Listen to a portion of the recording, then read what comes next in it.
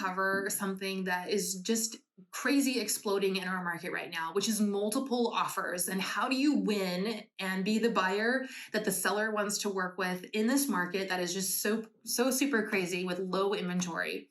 The first thing that we're going to pay attention to is your mindset around making your offer. It used to be, what can I get the house for? How much can I negotiate? Right now in this market, it is, what am I not willing to lose this house for? So think about that as you're going and looking out at properties. When you see a property, when you go to the house, decide, do I like this house or not? Am I willing to make an offer, or am I willing to let this go? Because chances are, if you like it, somebody else is going to like it.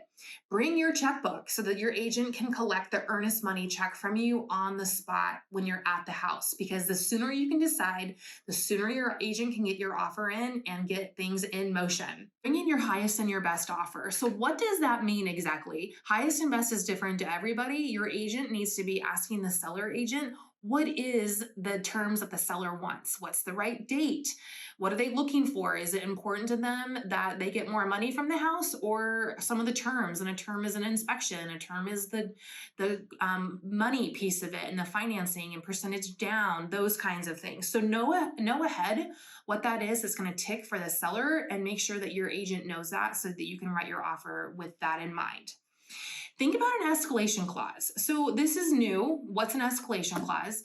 It is when you say what you're willing to offer for the home, and then what you're willing to go up to in price to pay for the home. So let's say that you're offering $209,000, but you're willing to beat the next offer by an X dollar amount. So let's just use $1,000 up to a specific dollar amount. So the purchase price that you're going to fill in is $209,000, but I'm willing to go up to $217,000 or $231,000, whatever the right number is for you, and beat the next offer out by $1,000. You're going to pay more money than the next offer up to a specific dollar amount.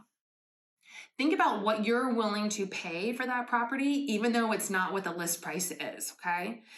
Think about what money down you're going to put on the property. Everyone can put down 5%, 3%. Money is cheap right now, but when everybody is doing that, think about what's going to set you apart, and maybe you put 10%, 20% down. Run those numbers with your loan officer before you write your offer so that it works for you, and you know, because that's going to make the difference between you and all of the other offers that come in. The other type is, what loan type are you pre-approved for? Get the best loan that you can that's going to work for you financially, but also know that a conventional mortgage is also always going to be the most attractive to a seller unless you're paying cash. Cash is going to beat out everybody, okay? With that, think about if you have any cash on hand that you can bridge the gap between what you're willing to go under contract for and buy the house for. And if there is an appraisal issue, do you have any cash on hand that you can tell your agent you're willing to bridge that gap and produce those funds at closing, separate than your down payment? So talk about that with your agent. And then you also need to be thinking about two more things. And one of them is the home inspection. If the house has been pre-inspected, great, look at that, discuss it, and then know, okay, am I going to waive my inspection contingency because it's been pre-inspected? If it's not been pre-inspected, maybe find out when the last time the house sold, and if there's a recent inspection on file that you can take a look at. Or if you can look at, while you're at the property, what are the ages of the major mechanical systems and the roof, and decide, okay, with this information, am I comfortable going forward without an inspection right now? A lot of people are waiving the inspection.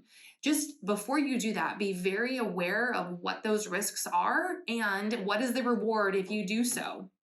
And the last thing that I want you to think about is that emotional piece of it. Writing a personal letter to the sellers always helps. Talk about what you envision your life looking like if you were to get the home. How will you continue to take care of it like they have? And if you really want to bonus it, maybe include a little picture about you or who's going to live there with you in the property. So hopefully these work for you, and these are just some of the tactics and things that I've seen coming in when I'm representing both buyers and sellers. These are some of the ways that we've been able to secure property. So Let me know if you have any questions. Ask them. There's no right or wrong answer at this point. The game is changing in the real estate world, and we're riding it with you. Thank